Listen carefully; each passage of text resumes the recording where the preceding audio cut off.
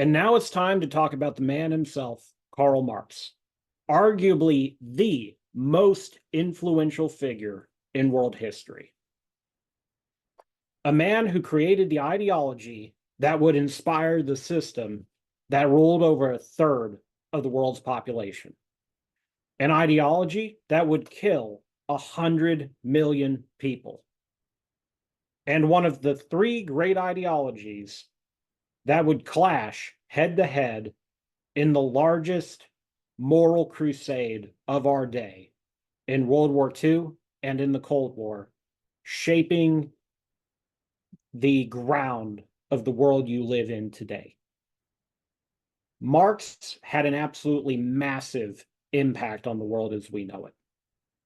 I really think he was the single biggest figure, the single greatest man, not great as in good, great as in large, greatest man in human history. And he is reviled within his own economics profession. See, Marx is a legitimate economist in the sense that he practiced economics, he wrote on economics, had a huge impact through his writing on economics. But the thing about it is, Marx took economics in a wildly different direction than his colleagues of the time. There's somewhat of a popular misconception nowadays that Marxism is in some way ignorant of or contrary to economics. And that's not exactly true. Marx developed his theories off of Adam Smith's writing. He develops it off of supply and demand. He develops it off of the labor theory of value that Smith used and that everyone used up until the Austrians introduced marginalism. But Marx adds to it this whole system of thought that attempted to kind of unify the social sciences, make a sort of science of humanity, and give everything a framework. And that was different from what his colleagues were doing. And this system of thought would become the basis of a school of economics so distinct from, so alien to regular economics, that in time it would develop into its own thing entirely. One thing I want you to understand is I have never had an economics class in my life that taught Marxism. And you can go get a degree at a university in Marxism. You might have to go to another country for it, but it exists, but it's just not taught in economics classes. Now, why do I teach it? Well, I talk about it, even if at the very surface level, skin deep, Econ 2000 level, because even if an idea is wrong, even if it's demonstrably wrong, even if it's logically wrong, even if it's considered discredited by all the great authorities of the day, an idea still has power for as long as people believe in or have believed in it. You can't understand modern history. You can't understand the modern world, even some of the great powers of our day, like the People's Republic of China, without understanding the ideological basis of those governments and of those movements. And Marxism has a powerful sway even today in the Western world. Communist parties are not powerful in the modern West, but Marxism is powerful within academia. And so we're going to spend a little time going over kind of the Cliff Notes version of what Marxism was, so that it can help to make you a better rounded person. That you won't just get one side of the story. You won't just learn one side's propaganda, which is how this stuff is usually, presented, but that you will understand some of these ideas. Maybe not on a deep level, but you will have at least had an exposure to them so that you know what people are talking about when you come across this stuff in the world.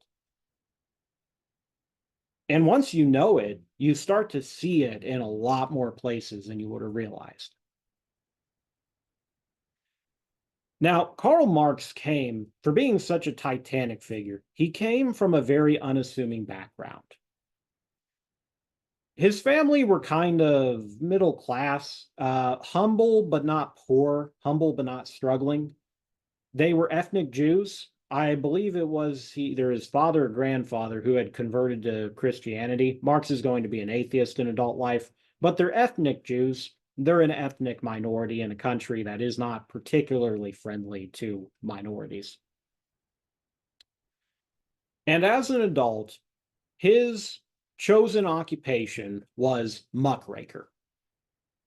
Marx is a newspaper man. He's a journalist. He goes around sticking his nose into everything he can, looking for moral crusades to embark on, looking for corruption and horror stories and abuses of the poor so that he can shine a light on them and also try to organize workers to resist this stuff.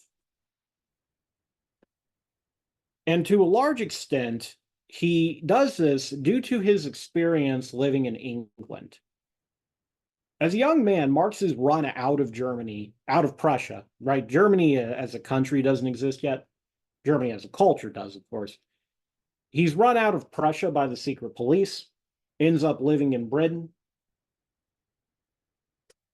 He has this good buddy, Friedrich Engels, and the two of them are going to be a pair. Most of the time, I'm just going to say Marx, but really, Marx happens to end up getting all of the credit in the public's mind. But anytime I say Marx, you should really be thinking Marx and Engels.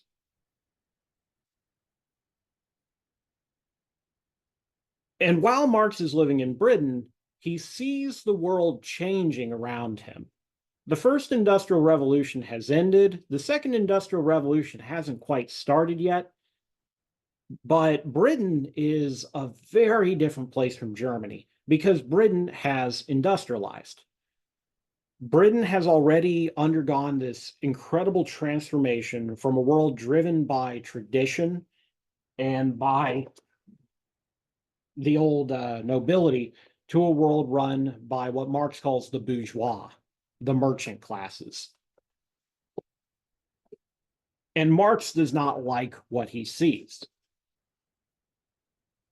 He spends time in the slums. He spends time around the mill towns, around there was a romantic poet who liked to call them satanic mills. He spends time in the poor parts of town, mingling with the poor people. And the impression he draws from it is that industrialization and the capitalist system have been a horrible mistake. And so, whereas a lot of these other economists see capitalism as creating a better world, as increasing productivity, as increasing the wealth of a nation, Marx sees it as increasing the wealth of a nation, but doing so at the expense of an older and superior way of life. And this is not a view that he's alone in. Now, of course, there have always been revolts against income inequality. That's nothing new. There have literally since ancient times been prophets who would come up and say, we need to share everything and be equal to each other. And there have also always been these reactionary backlashes to social change. People who say, you know, I really miss the good old days. And of course, the good old days are never that good. The world of the first industrial revolution was genuinely wealthier. Marx, like a lot of people, had a very unrealistic nostalgia.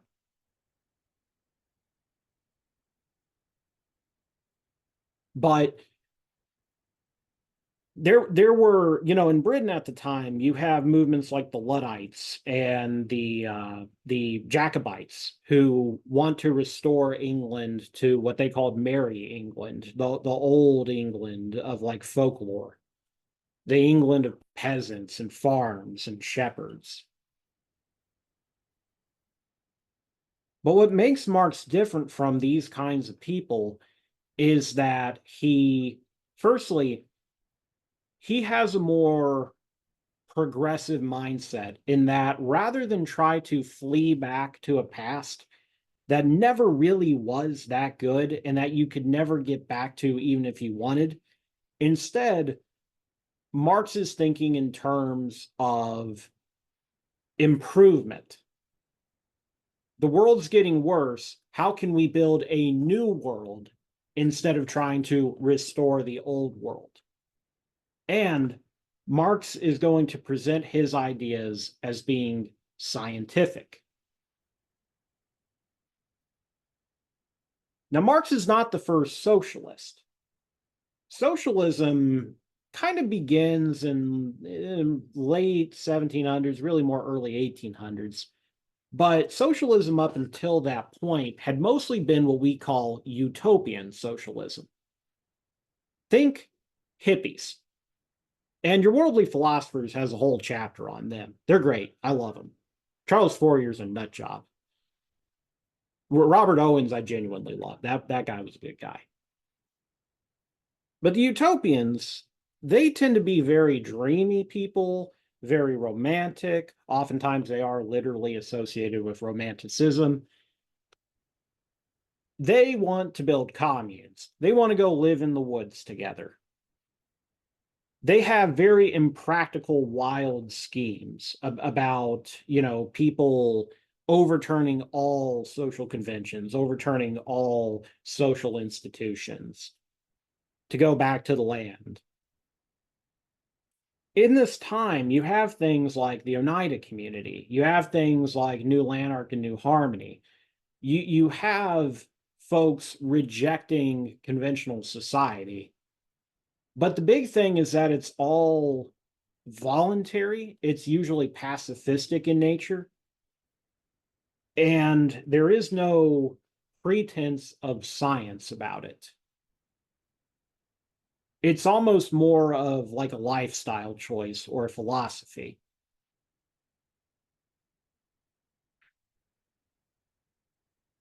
What Marx does is he dresses his ideas up as science. He's going to prove everything off of logic, off of historical precedent, off of natural experiments, just like the other economists of his day do. But he's also going to apply his science not just to economics, but to society and history at large. See, Marx is really a historian more than anything. And it's as a historian that he has his best work and his most lasting impact. One big thing that defines Marx is his historical materialism. See, in the past, history tended to focus more on like storytelling. If you'd get a history book, it would often be very, frankly, childish stuff. It usually had to have some kind of moral, or it would be written up like a story, or it would be written like propaganda. There's always been an interest in doing history, but it was people just had a different relationship to it. They weren't as interested in understanding systematic causes behind events or from drawing general principles of how the world works. Rather, they were more interested in sort of the small application of, what's a lesson we can learn from this guy's life? What virtue did this historical figure demonstrate? Marx is different because he goes back and he looks at the past to try to derive an understanding of how civilizations function. How do political systems evolve over time? How do cultures evolve over time? Why do they evolve? What predictions can we make for the future using this? What things can we say that are universal about humanity? Can we make a science of humanity? And he's writing at the same time that sociology is also, starting to emerge. And Marx has two major claims that are going to underlie his historical materialism. Firstly, it's materialist in the sense that he argues that material or economic causes lay behind all major historical events. He's not interested in culture for its own sake. He's not interested in religious explanations of stuff. Marx believes that you can boil everything down to a process of class conflict and a fight over resources.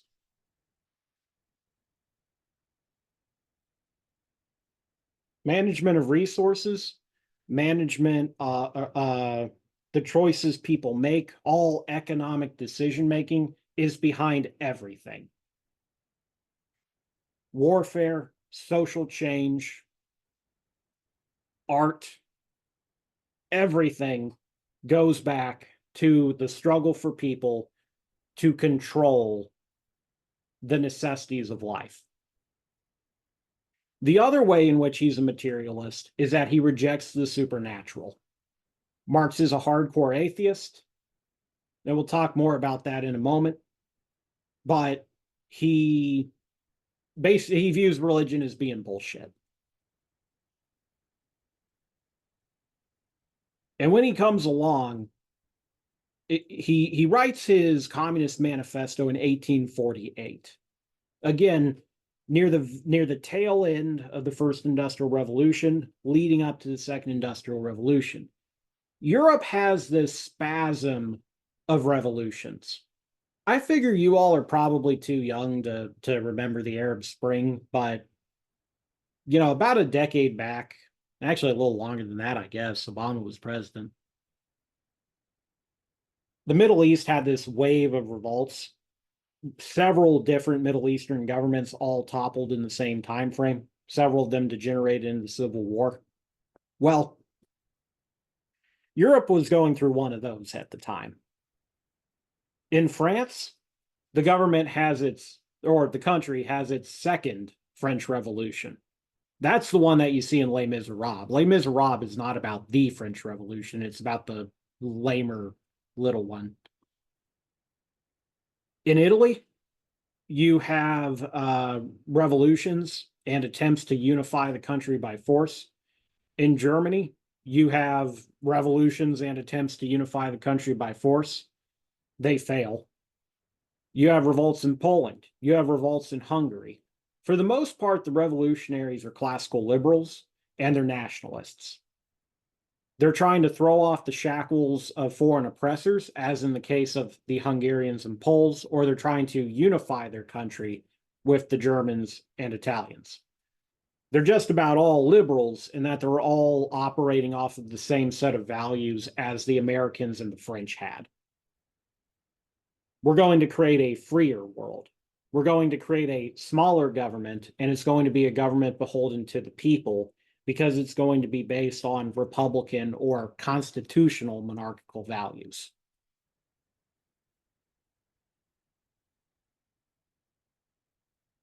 But at the same time that this wave of revolts takes place, some of them successful, some of them failures, at the same time that classical liberalism has its last hurrah, you get the issuing of this very famous proclamation, this agenda, where Marx lays down his vision of the future and his call to arms for the working class.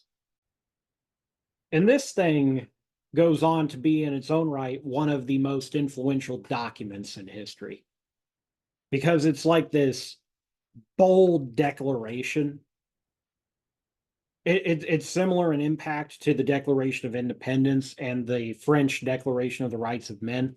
This bold declaration where communism suddenly steps onto the world stage to announce, I'm here.